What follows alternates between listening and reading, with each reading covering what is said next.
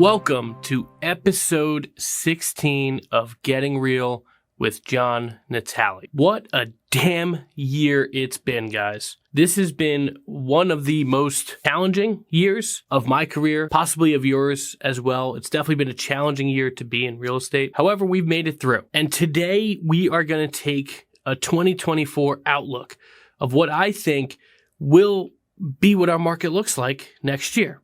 Now, I don't have a crystal ball. I can't tell you exactly what's going to happen in our economy. It's going to be an election year. We're going to talk about those things. However, this is just what my gut tells me about the year and what I personally feel will happen or what's most likely to happen next year. Before we dive into that, though, I have to, from the bottom of my heart, thank you. 1, for listening to this message. 2, supporting me wherever you do support me. Whether it's just you listen to this podcast, whether you see me on social media sharing a lot of whatever I can share to help you grow your business. You've changed my life this year. This podcast is changing my life, changing our message. I have a really big mission. As the owner of Natale, we own a real estate company, a media company, and a coaching company. And our mission is to fundamentally redesign the real estate industry. I want to make it so when people get into this business, there's not an 86% failure rate. It is an extremely lofty mission. Okay, I am a small broker owner here in New Jersey. However, I have a big mission and this podcast is part of it. So by you listening to this, by you liking the episode, sharing, commenting, doing whatever you can to support it, I will continue to be so damn appreciative of you. So this message today is not going to be too long. This should be an episode on the shorter side. This is just what my gut is telling me about 2024. And who am I to have some of these predictions? I am someone who's been in this industry since 2008. Got my real estate license at 19 years old. And I've done this. This is the only career I've had.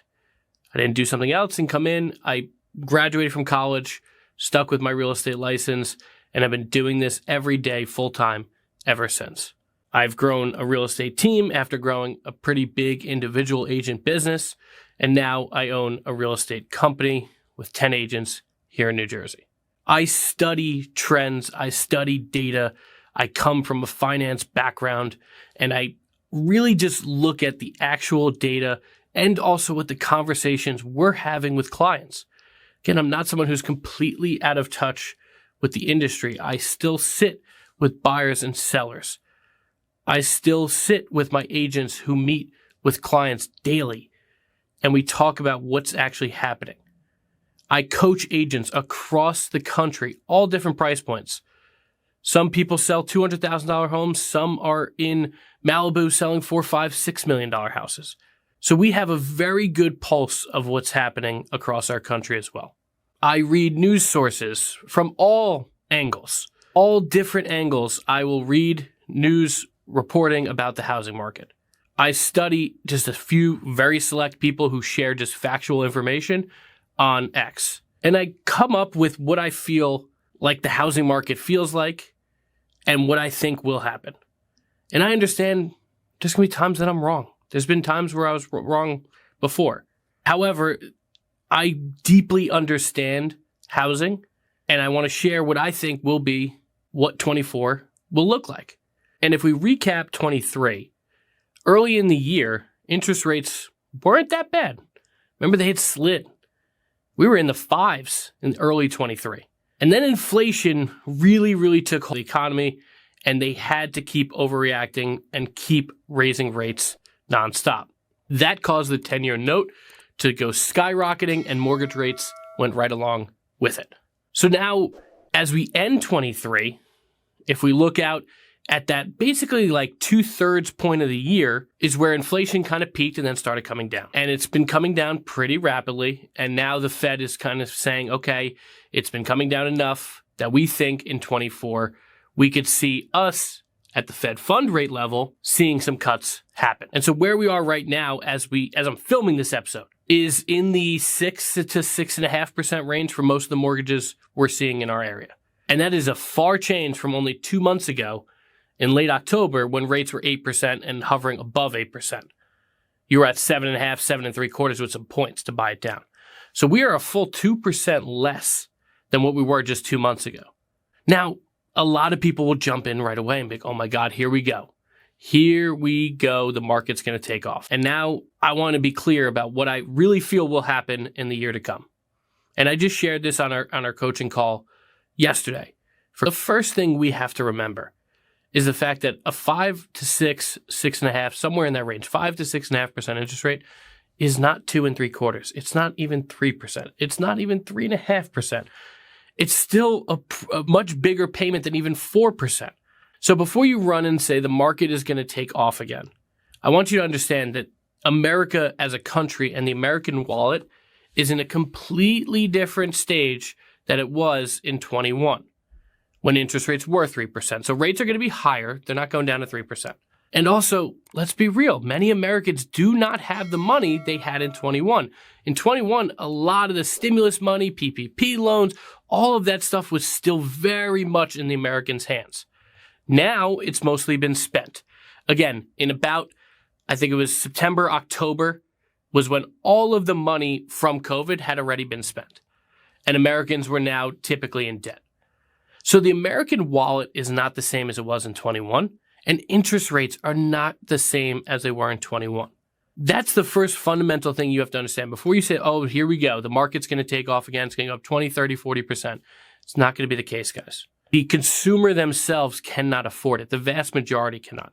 If you're in a high net worth area, yes, I could see the markets continuing to appreciate. Like where we are in New Jersey, I do think the market's going to do really well. But where we are in New Jersey is not across the country where you might be. You have to look around you. If you see new construction, we have an agent that we coach that's out in Las Vegas.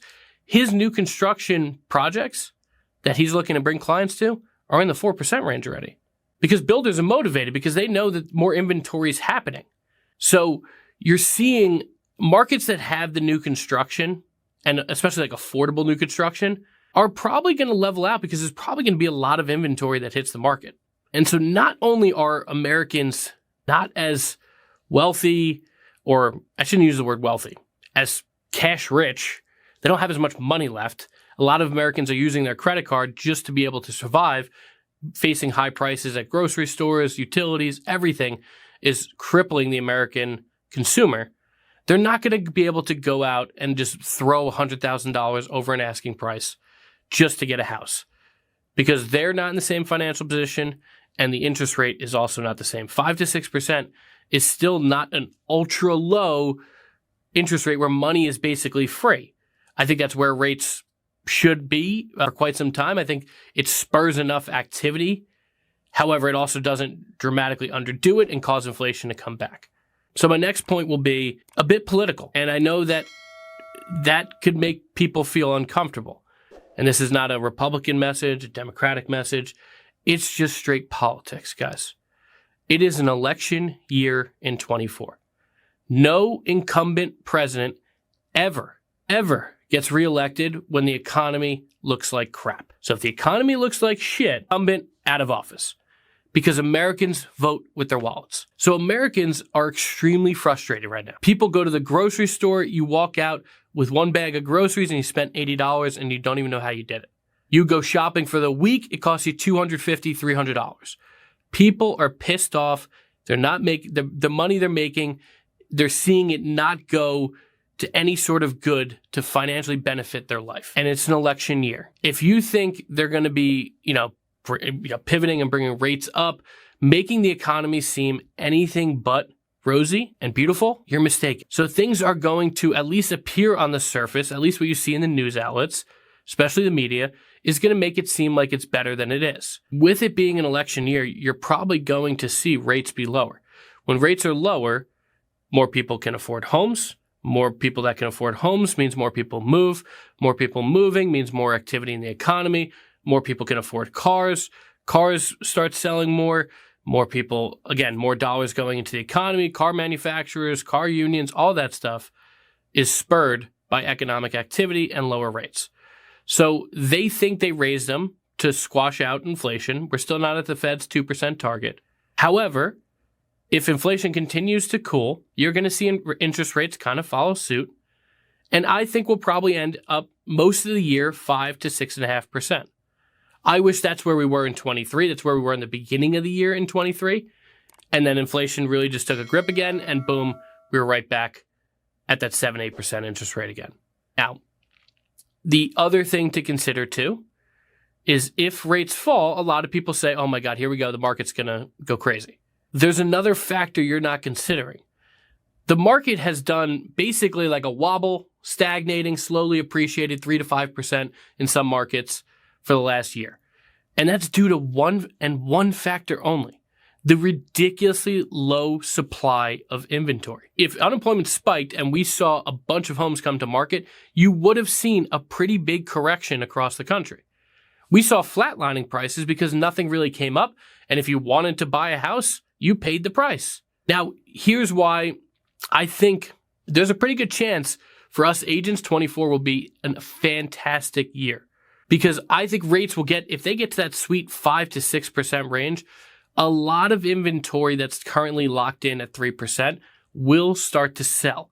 Those people that are sitting on $150, $200, $250, $300, $500,000 worth of equity, if the interest rate's only 2% different, will start to unlock it. And I think that's where the Fed is kind of saying if rates do come down and we spur some economic activity, we somehow do not go into recession, we pull off the soft landing, we can pull enough home sellers out to soak up the increased amount of people that can now afford a home. So it will be a vastly more active year. Where this year we're going to end up, I think, less than 4 million units. For comparison, 21, which was a unicorn type of year, was 6.21 million units. You're talking about a 30 to 33 to 35% reduction in units from only 2 years ago for 23. I think we're not going back to there. That just happens when you have rates basically free. However, if it's 5 to 6%, I could see us going from a little under 4 to 4.5 million units for the country. I could see activity picking up 15 or 20%. Certainly. Because I think a lot of people will start to sell and then buy again. Or sell and maybe move somewhere else, start renting and figuring things out, because rent is cheaper than buying technically for a mortgage right now. So you're going to start to see more activity. So for us agents, you should be gearing up for this. And you gear up for this by putting systems into your business now while the market is a little bit slower. Because come late February, March, April, May, if rates are 5 to 6% and we've pulled off a soft landing in the economy, you're going to see a lot more activity. You're going to get a lot busier naturally, which is great. I'm sure you've been through a lot this year. It hasn't been the easiest year. A lot of us have had to just figure some shit out to survive. I am one of them. So when I look to 24 and I look at the agents at our company, the agents that we're coaching across the country, I am already seeing the positives of the systems they've built, the ones that built them in. And wow, I cannot wait to see what happens when the market really, really picks up in the spring if we're in that interest rate environment. Now, here's the thing you also have to consider. This is exactly what it looked like early 23. If rates go to that 5 to 6.5% range, right now they're 6 to 6.5. If they go into that, let's just say call them, an average of 5.75%, 6%, and then inflation comes back. So then we start getting inflation readings where it's picking back up. You are going to see the 10-year note spike again, and you're going to see rates go right back up. So just because this is what the picture is now, I do think fundamentally American wallets are different than what they were in even 21, 22, even early 23. Americans are out of cash. So it's very hard for, even as interest rates come down, it may make it a better environment for us in the real estate industry, a much better environment when you compare to what we've been through this last year. But that doesn't mean the American consumer now has a bunch of money. They're not printing money just to put in Americans' wallets because the economy isn't looking so good. However, if inflation does come back, I want to forewarn you, if you start seeing inflation readings going up and interest rates going up, you're going to see a very similar year to what we saw this year. This is the bottom line. We are a very interest rate sensitive market because so many people are locked into low interest rates. They will not move. They will not unlock all that equity to go into another house if the interest rate is 4 or 5% different than what they have. But if you get in that 2.5% different range, they will, because they're, $400,000 house that they bought in 2018, 2019, they were locked in at a low interest rate. They've been paying it down some, especially with the low interest rate. They owe maybe they owe $350 on it. And now their house is worth $750. They have $400,000 worth of equity that they can go buy $1 million house and have a $600,000 mortgage. Yes, their mortgage is going to double and it's going to be 2% higher, but they've also gotten into $1 million home using the equity from a house they bought 5 years ago. So people will start to do that more if interest rates are in that environment. Now, again, we are so interest rate sensitive for the amount of activity, because if interest rates are high, then people stay put. And I hate that it sounds like this message is like, okay, so if interest rates are good, then we can have a good year. If interest rates are not good, then we don't have a good year. There are agents adapting to this market no matter what and absolutely crushing it. And I'm fortunately a person who's coaching some of them. And the people that I see that are being successful right now honestly just have their blinders on. I know I'm talking about what to expect in the market, these things that you should honestly have some sort of outlook and predictions and start to understand, get some different people's opinions on. But the people who just have blinders on, like, I just need to figure out how I'm going to find people that need to transact in real estate, they're successful no matter what. I think those people go to another level when the market turns, but they're surviving, they're thriving, they're doing extremely well right now by having the blinders on.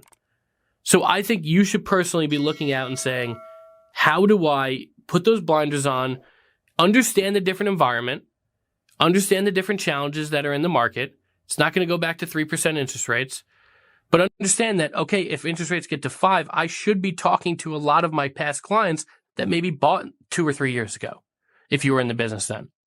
Or if you're new to the business, you should be reaching out to a lot of your friends and family that do own homes and say, do you know how much equity you have? Because that's what unlocks everything. So stay on top of your game. Stay on top of what's happening in the market. See what's going on around you. My personal opinion is we're going to see more activity. New inventory from people being unlocked is going to soak up the new amount of people in the millennial generation that's still trying to buy a home, and Gen Z coming into home buying years as well. And I think we'll see some slow to moderate appreciation of home prices and more traditional years of real estate, maybe like a 2018, 2017, where in some markets, unemployment might not be as rosy of a picture, and those markets maybe correct a little bit. Maybe prices come down. However, I do feel nationally we will see increasing prices and we will see increased activity. I am very, very bullish on the fact that 24 will be a far better year to be in real estate than 23.